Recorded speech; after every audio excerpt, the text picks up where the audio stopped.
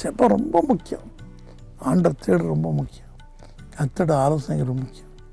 அப்படி நீங்கள் இருக்கும்போது எப்பேற்பட்ட எதிர்ப்பு இருந்தாலும் நீங்கள் தான் மேலே வரீங்க.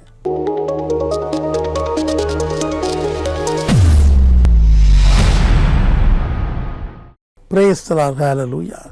பெற்றோர்களே, வெற்றியின் வாழ்க்கை யோசேப்பு, எஸ்தர், தானியேல், ரூத்து, இவங்க வாழ்க்கையெல்லாம் வேதாகமத்தில் நமக்கு ஒரு எக்ஸாம்பிளாக கொடுக்கப்படும். மோசே, யோசுவா, இவங்க வாழ்க்கையெல்லாம் சக்ஸஸ் ஆனதுக்கு காரணம் என்ன? அது நல்லா யோசிச்சு பாருங்கள். ரெண்டாவது பாருங்கள், யோசேப்பின் வாழ்க்கையில் அவன் தன் சகோதரர் செய்கிற பாவத்தில் ஈடுபடாமல் அதை பெற்றோருக்கு அறிவித்தான். ஆதியாகமம் 37:2.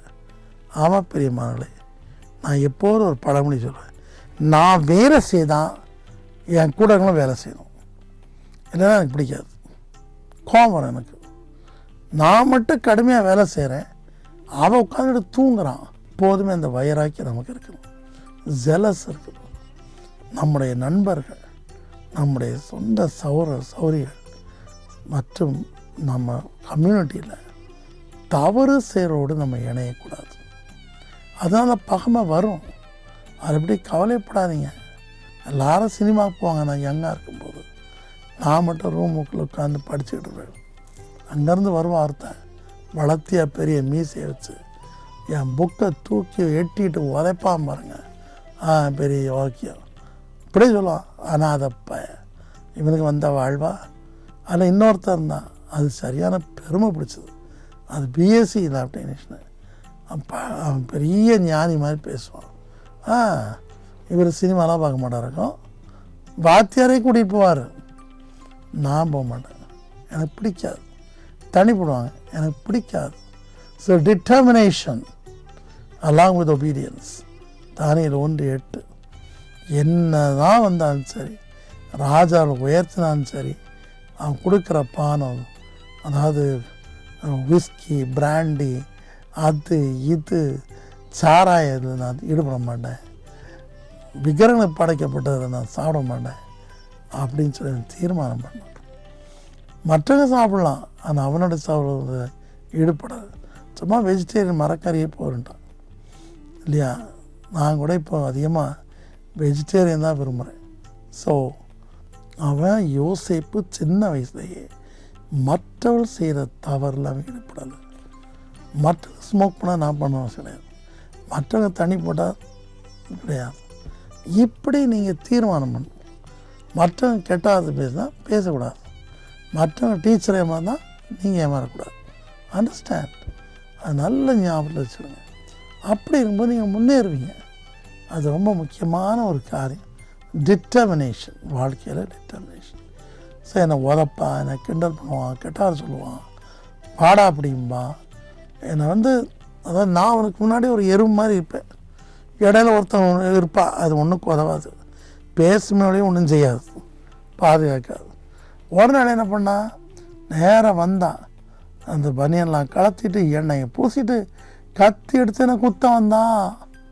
தனக்கு பேப்பர் காட்டிலேருந்து வளர்த்தியாக இருப்பான். நான் பார்த்தேன், 2 காலை இப்படி விரிச்சிருந்தா வீசிய மாதிரி, அதுவிலே தப்பி விடுச்சு. கடைசி என்ன ஆச்சு பாருங்கள், ஒரு 2 இயர்ஸ் கூட ஆகலை, என்கிட்ட மண்டிட்டு வேலை கேட்டான். That's the thing. நான் சொன்னேன், என்ன ஆச்சு உன் ஃப்ரெண்ட்ஸ் எல்லாம் சேர்ந்து ஆட்டம் போட்டிங்க, எல்லாம் சேர்ந்து வாத்தியாரும் சேர்ந்துக்கிட்ட எல்லாம் பண்ணிங்க. இப்போ வாத்தியார் என்னானார், வாத்தியார் செத்து போயிட்டார், நீங்கள் அவர் பேய் பிடிச்சி செத்து போயிட்டார் நீங்கள். ஸோ இந்த வெற்றியின் ரகசியம் தீர்மானத்தில் இருக்குது. என்ன தீர்மானம்? காலை நான் எழும்புவேன், ஜெபிப்பேன், ஆராதிப்பேன், பைபிள் படிப்பேன், தேவனை தேடுவேன். முதல் தீர்மானம், தேவனை தேடுவேன். அவட்ட நான் பேசுவேன். உடனே ஜெபிக்க தெரியாட்ட கூட பரவாயில்ல, நீங்கள் அந்த பைபிளை படிச்சுட்டே உங்கள் ஏக்கங்களை ஆண்டுட்டு சொல்லுங்கள். உங்களுடைய ஏக்கங்கள், உங்களுடைய தாபங்கள், உங்களுடைய முடியாமைகள். எல்லாருமே ரொம்ப என்ன செல்ஃப் கண்ட்ரோலாக இருப்பாங்க, இல்லை இதாக இருப்பாங்க சொல்ல முடியாது. ஒவ்வொருத்தருக்கும் ஒரு வீக்னஸ் இருக்கும். அந்த வீக்னஸ் எல்லாத்தையும் ஆண்டுட்டு சொல்லுங்கள். pour out your heart to him. அவரை தேடி அதை சொல்லுங்கள். அப்போ நிச்சயமாக நீங்கள் உயர்த்தப்படுவீங்க. நிச்சயமாக உயர்த்தப்படுங்க. எல்லாவற்றையும் தேவனுக்கு ஸ்தோத்திரம் பண்ணுங்க. நீங்கள் அவரை தேடும்போது, கடினமாக உழைக்கும்போது, தீமை விட்டு விலகும்போது நீங்கள் உயர்த்தப்படுவீங்க. ஆண்டவங்களுக்கு விஷன் கொடுப்பாரு. உங்களுக்கு கர்த்தர் பல வெளிப்பாடில் கொடுப்பாரு. ஊழியங்களை பயன்படுத்துவார். எல்லாம் செய்வார். ஆனால் ஒரு நாளும் பெருமை கொள்ளாதீங்க. பெருமை உள்ள தேவனை எதிர்த்து நிற்கிறார். ஆண்டவர் தேடு ரொம்ப முக்கியம். கர்த்தரோட ஆலோசனைகள் ரொம்ப முக்கியம். அப்படி நீங்கள் இருக்கும்போது எப்பேற்பட்ட எதிர்ப்பு இருந்தாலும் நீங்கள் தான் மேலே வரீங்க. தானியேலின் காரியம் கோரை சாட்சியபாரம் வரைக்கும் வெற்றியாக இருந்தது. நம்முடைய கர்த்தராகிய வெற்றி கொடுக்குதே ஸ்தோத்திரம்.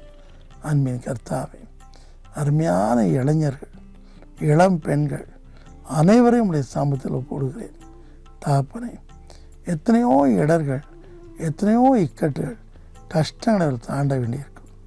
எங்கள் காலம் மாதிரி 29-30 வயசில் தான் உலகம் தெரியும் என்கிற காலம் இல்லைப்பா. அந்த காலத்தில் அனைவர் இன்னசென்ட்டாக இருந்தாங்க. அந்த காலத்தில் அனைவர் பாவத்துக்கு விலகி இருந்தாங்க.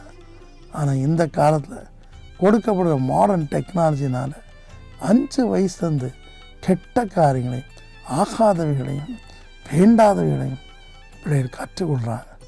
இதை நிமித்தமாக துணிச்சலாக பாவம் செய்கிறாங்கப்பா. துணிச்சலாக தேவனுக்கு பயப்படாமல் போகிறாங்க. துணிச்சலாக அவர் கூட பிறந்தவங்க நண்பர்கள் இப்படி ஆலோசனை கேட்டு முடியல நாசமாக போகிறாங்கப்பா. இறங்குமே சுவாமி, இறங்கும். இன்றைக்காக தீர்மானம் எடுத்து உம்மை தேடச் செய், தாழ்மையாக இருக்க செய். நீங்கள் வெற்றி கொடுக்கும்போது நன்றி சொல்ல செய், நன்றி சொல்ல செய், மகிழ்ப்படுத்த செய். என்ன வந்தாலும் மனுஷனுக்கு பயப்படுற பயத்தை எடுத்து போடும். பிரபுக்களை நம்புவதை பார்க்கிறோம். கர்த்தர் பேர் பற்றலாக இருப்பதனாலும் என்னை ஞாபகத்தை வைத்து கூட செய். ஒவ்வொரு யூத், ஒவ்வொரு யங்காய், ஒவ்வொரு வாலிப்பிள்ளை அவனுடைய அபிஷேகத்தால் நினைத்தால், கிருபையாக நினைத்தால், அவளுக்கு இருக்கிற வியாதிகள், பலவீனங்கள், ஏழ்மை எல்லாத்தையும் மாற்றி மகத்தான வெற்றியை தார்.